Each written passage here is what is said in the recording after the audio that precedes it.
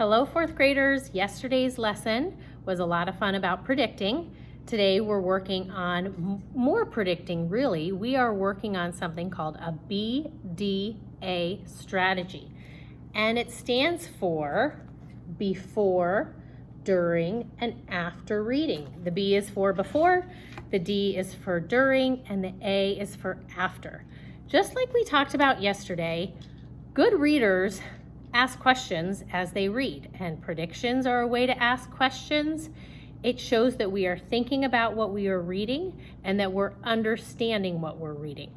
So today we are going to use this paper, which is in your ELA folder, and you'll use your dry erase marker to write on it. On this paper, there is a place for our before reading questions, our during reading questions. Notice it's B, D, and A, our after reading question. Surrounding this are words that are ways to start our thinking sentences. Words like who, where, why, what, when, how. And then there's more along the side here. Predict, when, I wonder, what if, which, describe, pretend, compare, what if, write a new ending. And one that I didn't have on here but we need to add is define. Because sometimes our question might be, what does this word mean? And the school word we use for that is define. Today I'm going to demonstrate the BDA strategy with you, reading a book called Dr. DeSoto by William Steig. So before reading, B, the first letter in the strategy, Dr. DeSoto by William Steig. We really can just use the title, Dr. DeSoto, and the illustration from the front to make some predictions.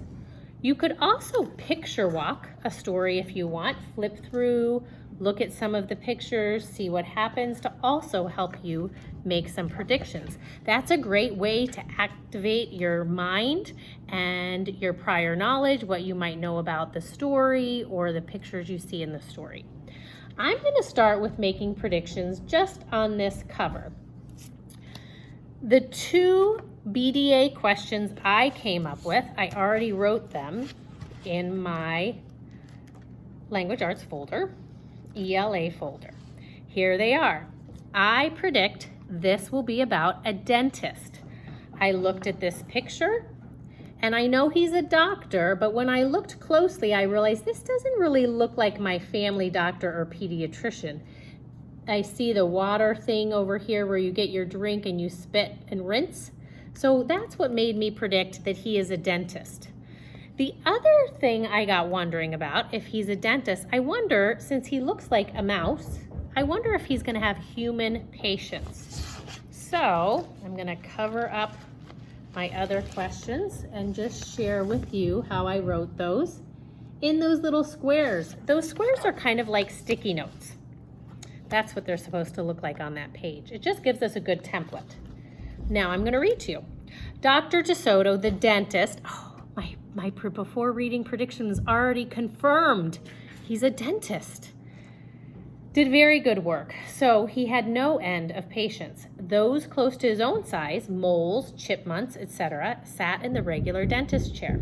Larger animals sat on the floor while Dr. DeSoto stood on a ladder. So now I also know that he does not have human patients. Sorry for the knocking, they're working on the roof here at school. For extra large animals, he had a special room. There, Dr. DeSoto was hoisted up to the patient's mouth by his assistant, who also happened to be his wife. Look at that contraption to get him into his patient's mouth. That looks like a donkey. Dr. DeSoto was especially popular with the big animals. He was able to work inside their mouths wearing rubbers to keep his feet dry. Rubbers are shoe coverings. That would be a good question. What are rubbers? And his fingers were so delicate and his drill so dainty, they could hardly feel any pain. Being a mouse, he refused to treat animals dangerous to mice, and it said so on his sign. When the doorbell rang, he and his wife would look out the window. They wouldn't admit even the most timid-looking cat. Timid is a word that you may not know. That would be something you could write on the BDA for a during reading question. Define timid. One day when they looked out, they saw a well-dressed fox with a flannel bandage around his jaw. "I cannot treat you, sir," Dr. DeSoto shouted. "Sir, haven't you read my sign?" That fox. I don't think Dr. DeSoto should help him. "Please," the fox wailed, "have mercy, I'm suffering." And he wept so bitterly, it was pitiful to see. "Just a moment, Dr. DeSoto," said Dr. DeSoto. "That poor fox," he whispered to his wife. "What shall we do?" "Let's risk it," said Mrs. DeSoto. She pressed the buzzer and let the fox in. This might be a good point for you to write on yours and write a during reading question. He was upstairs in a flash. "Bless your little hearts," he cried, falling to his knees. "I beg you, do something. My tooth is killing me." "Sit on the floor, sir," said Dr. DeSoto, "and remove the bandage, please." Dr. DeSoto climbed up the ladder and bravely entered the fox's mouth. "Ow!" he gasped. The fox had a rotten bicuspid and unusually bad breath. "This tooth will have to come out," Dr. DeSoto announced, "but we can make you a new one." "Just stop the pain," whimpered the fox, wiping some tears away. Despite his misery, he realized he had a tasty little morsel in his mouth, and his jaw began to quiver. That's shake. "Keep open," yelled Dr. DeSoto. "Wide open," yelled his wife.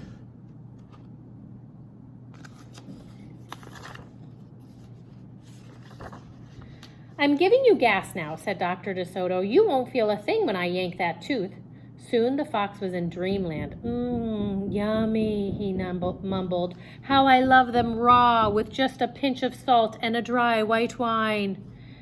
They could guess what he was dreaming about.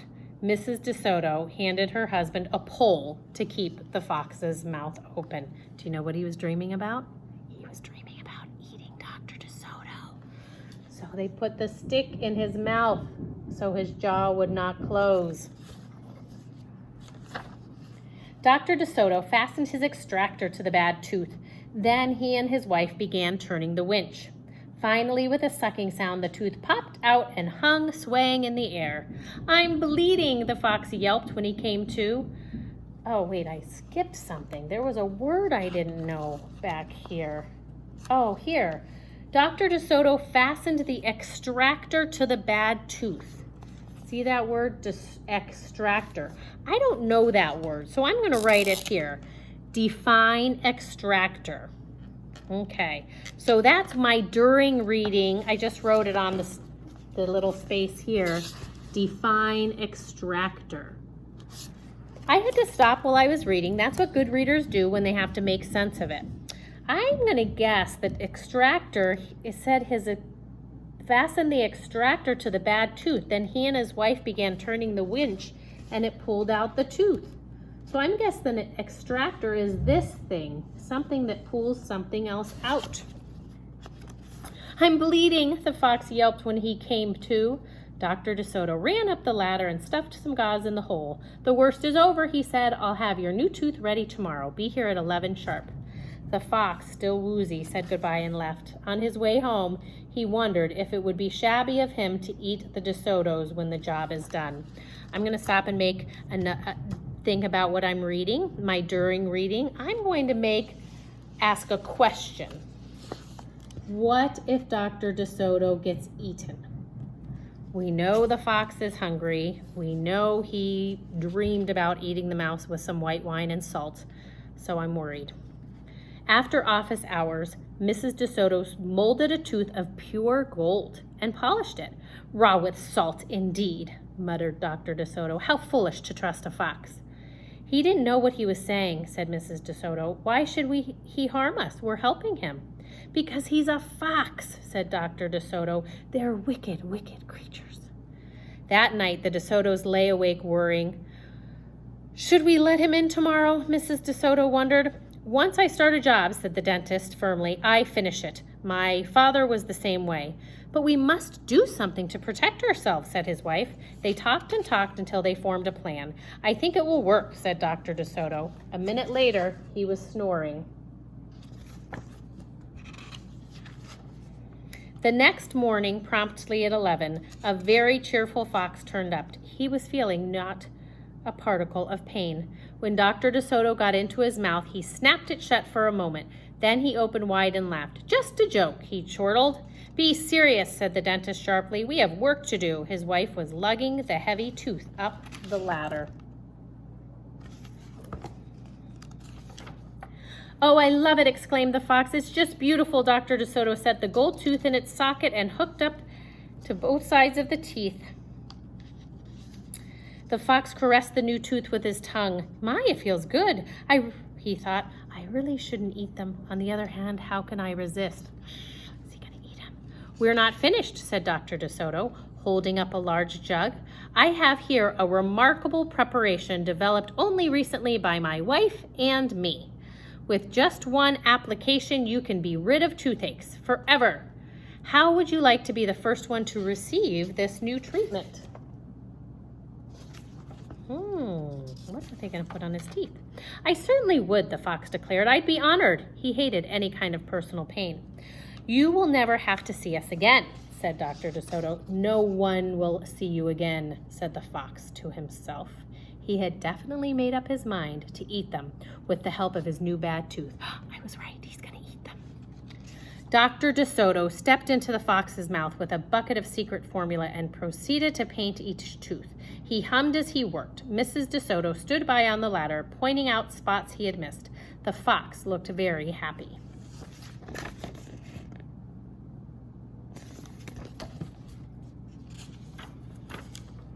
When the dentist was gone, he stepped out. Now close your jaws tight, he said, and keep them closed for a minute. The fox did as he was told. He tried to open his mouth, but his teeth were stuck together.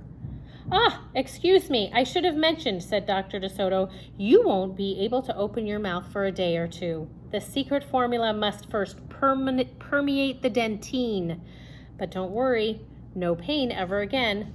The fox was stunned. He stared at Dr. DeSoto, then at his wife. They smiled and waited. All he could say was, "Thank you very much," through his clenched teeth, and get up and leave. He tried to do so with dignity. Dignity means looking proud, even though he was a little embarrassed. Then he stumbled down the stairs in a daze. Dr. DeSoto and his assistant had outfoxed the fox. They kissed each other and took the rest of the day off. Now that I'm done reading, I can do my A questions after reading. I'm going to use the word compare. Compare the fox and Dr. DeSoto. That's a good question to think about, how they're alike, how they're different. And I'm going to think about the prediction I made. I was wrong. The fox was tricked and didn't eat Doctor. Now I just write little quick things. You can write big, you can write small. If you can't write too small with this marker, you might want to use sticky notes and you can stick them right on these different spots, so you could use a pencil. You have to figure out what will work for you at home. Here are my questions. Here's how I completed my BDA. This is an activity we'll be asking you to complete when you do independent writing or independent reading sometimes. Today you don't need to do one, but you will be reading for independent reading today. And I just want you to be thinking as you're reading about these before, during, and after reading questions, because tomorrow after independent reading, you will get to do your own BDA.